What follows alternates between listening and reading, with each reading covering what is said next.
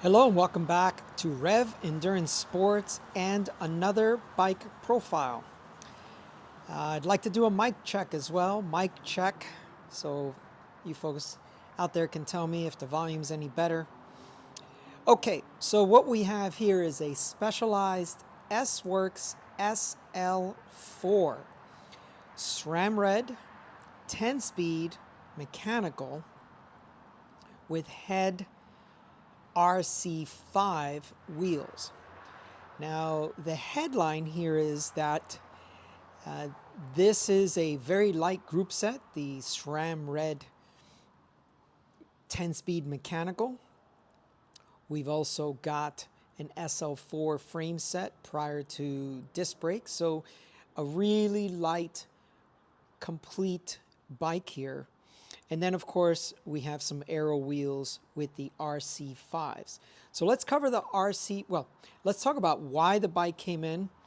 So the bike came in because the gentleman could not reach the last, it would just not shift to the last two cogs on his cassette here. It would just not shift to the last two cogs, the top end speed cogs. So I went through the bike while the customer was here, and I was going through the shifting, and it would definitely just stop two cogs from the bottom. So I was like, okay, well, maybe someone adjusted the limit screws improperly. Maybe I was just trying to do all kinds of troubleshooting. Well, it seems like the culprit was the cable was anchored too short, I guess, and so it would not shift to the last two cogs.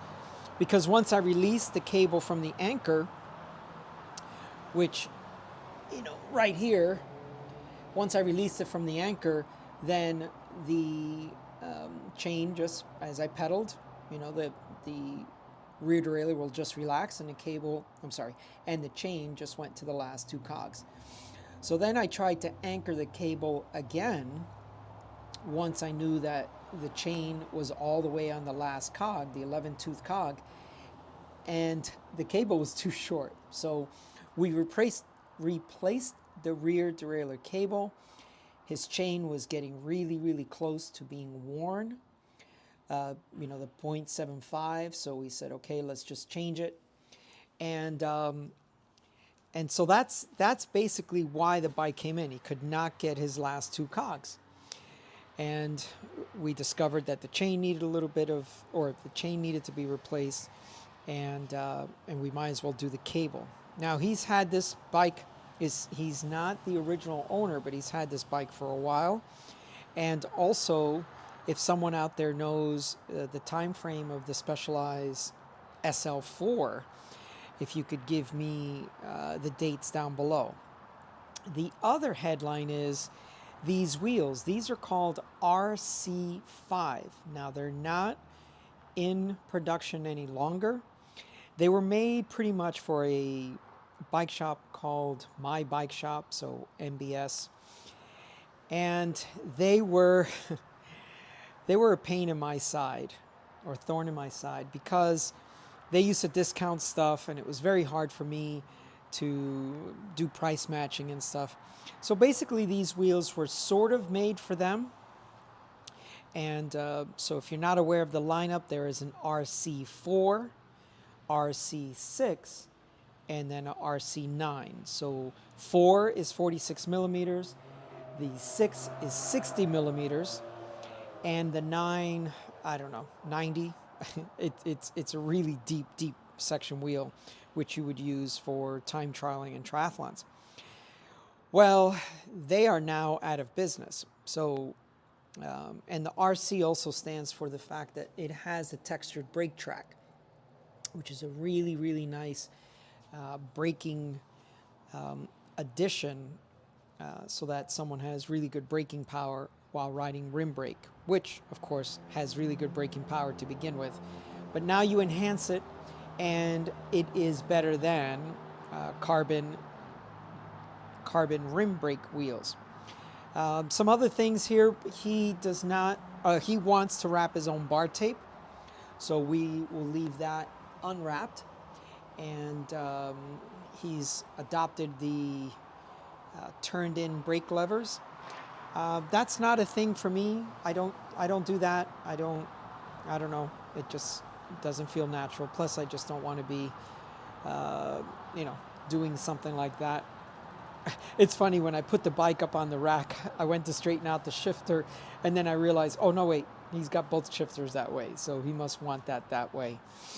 He's got mismatched tires, not a big deal, but I will tell you that this being the 5000 TL, this tire is a bear to put on. And for some of you who've been around a while know that this tire has not been in production for about, I would say, about 3 years.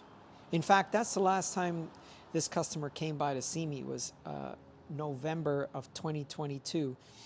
And funny story, I was riding, I passed him and another mate, and I just passed them because we took 2 different entrances into a bike path in Dana Point area, headed towards, or I guess we're in San Clemente at that point.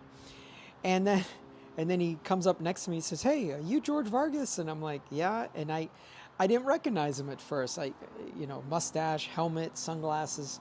People just look so different than in street clothes. So yeah, he says, "I gotta bring my bike into you." Now, just to give you folks some context, we're 40 plus miles from home, right? Where he lives and where my shop is, here we are at a point just running into each other on the road, 40 miles at least from each of our respective homes. But that's how it is. You're out riding, and people, you just see people out riding. As a matter of fact, the day before that, we took Jesse's mom down to Borrego Springs, and I ran into 2 cyclists down there. One who lives in Seattle, so he was down here enjoying the warm weather of our deserts, Borrego Springs. Okay, the other thing of note is he has an SQ-Lab saddle on here. This is the old 611 saddle that I used to ride. It's pretty much the one I cut my teeth on with SQ-Lab. But you'll notice that the depression is not as significant as the newer saddles. So let me show you the newer saddles so you can see what I mean. This is what the 611 looks like now. And you can see that depression is much more significant. Also, the nose is going to be a lot wider. So if I were to show you side by side, notice how much wider, this is the new one, how much wider the nose is on these saddles.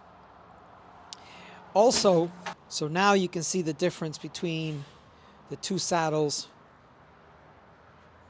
the new 611 and the 612, which is my preferred road saddle. So I will ask him how he's getting on with his SQ-Lab saddle. He didn't buy that one for me, but he also said, wow, there's just very few people that know about the SQ-Lab saddle. And I said, yes, that's true.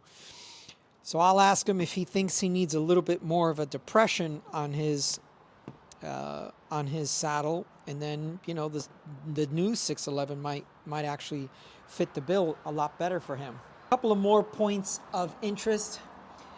These had a ceramic speed bottom bracket standard, but there's been quite a bit of videos just as of late on ceramic bearings, and there was one done by GCN with the founder of Enduro Bearings, and it's only about 2 to 3 months old. And then just recently, the Nero Show did a show with Hambini, and they talked about ceramic bearings again. So anyway, for some folks who really like ceramic bearings, great, buy them. Just know that the performance enhancement is very, very, very, very little. Minuscule might be a good description for that. And so, choose what you spend your money on and choose your upgrades wisely. Next thing I'm going to cover is for my home mechanics and even, shop guys, because shop guys and gals, we can talk about a few things for those folks as well. So one of the things when you have internal cable routing like this, I will run multiple different, because I have these cut in multiple different sizes, and I will run these backwards through the frame so that I am able to, with the old cable installed, I'm able to route this through the bike, and then, especially on the chainstay, to make that turn up is a real pain right there in the center of the screen. So, sorry for the zooming in and out, but I didn't want to get up from the floor. So I run this on a lot of bikes. Sometimes I just leave them in so that the next mechanic, or if it's myself, if I'm doing another bike, if I'm working on this bike, if I know the customer is going to keep coming back to me, then I just leave the liner installed. And then if you need this, that's the part number and UPC number. So that's a tip that might work for you folks. Now this cable had a kink in it. So I'm wondering, the old cable, this is where it was anchored, but there was a kink in the cable. And so I wonder if that also impacted the shifting. So if you have, when you have a shifting issue, what you're looking for is, can you put tension on the cable to go up, but then when it's coming back down this way, it has to relax. If it doesn't come down this way, so from the climbing cogs down, then that means either, and there's many other reasons, but these are the most common, either the cable has kind of lost its elasticity, but more importantly, there's friction somewhere in the line because it's not allowing itself to come down.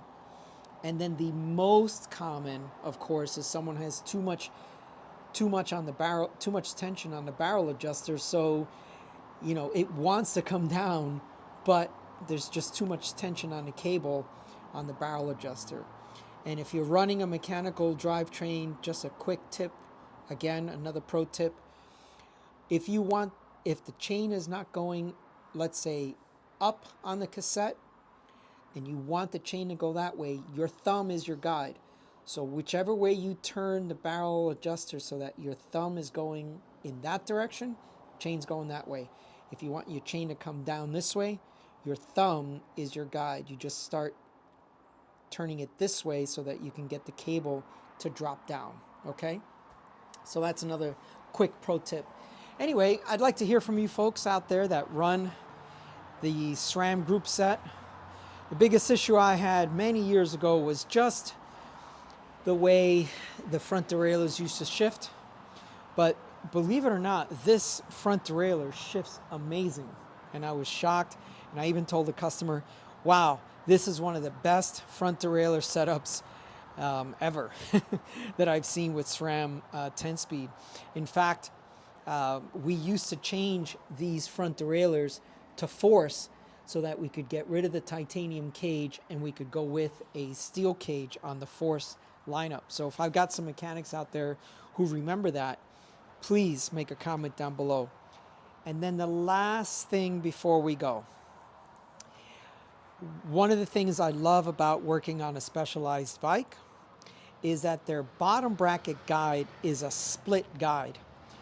And why that's important is, let's say you just need to replace one of the cables, you don't have to loosen the other cable to get that cable replaced, right? So generally speaking, let's say if I'm doing a rear derailleur cable, if it's not a split mount bottom bracket guide, then what you have to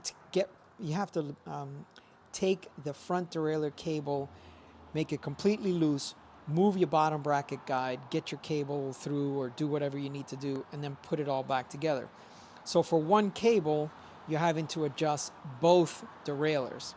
So let me show you what I mean by a split cable guide. So you take this one bolt out right here, and then these two cable guides, the front derailleur and the rear derailleur, are split. And so you can take one out and leave the other one in, leave your cable completely adjusted on the other derailleur that you are not working on. Okay, well that is all for today. I look forward to hearing you folks that ride SRAM Red 10-speed. I believe it was one of the lightest ever mechanical groups made.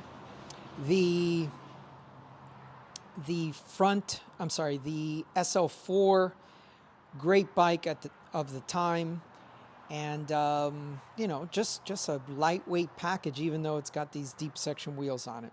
Okay, I'd love to hear from you folks. Oh, if you if you used to shop at my bike shop, I'd like to hear what your experiences were in working with them. Okay, well that's all for today. Please like and subscribe. We'll see you up the road.